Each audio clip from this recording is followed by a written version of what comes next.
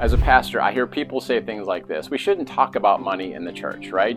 We should talk about the things that Jesus talked about. Well, here's the deal. Jesus talked a lot about money, and there's a reason for it, because it's connected to your heart. He talked about it. It was 16 out of the 38 parables talked about money. Jesus talked more about money than he did love, heaven, and faith, and hell combined. If we avoid the topic of money, then we're going to avoid the topic of the kingdom, because a lot of the kingdom has to do with money. Matthew 6 says this: where your treasure is, there your heart will be also. And here's the deal. The church isn't about money. God's not about money, but he is about stewardship. He is about partnership. When we can trust God in this area, then we'll be able to trust him in other areas. The Bible actually says trusting God in the area of finances is the least use of our faith. It's like money is the kindergarten of the spiritual life. Guys, you don't get to skip grades. So if we can't trust God for that which is least, we're not going to be able to trust him for that which is greater. God does not need your money, but he does want your trust. And if you're not willing to surrender your finances to God, because some people aren't even willing to talk about money, the reason that you're not willing to surrender is because money has control over you rather than the Lord having that influence over you.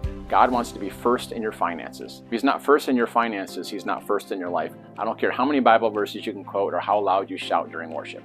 Now, people in church, they don't mind it when you talk about relationships and sin and faith and healing and all those type of things, because they matter to us. Well, money is another thing that just reveals our relationship with God. If something affects our hearts and our priorities, then we need to be able to talk about it in church. Remember, money is just a tool to accomplish kingdom purposes. So let's not be ignorant of how to partner with God to create the provision for our vision.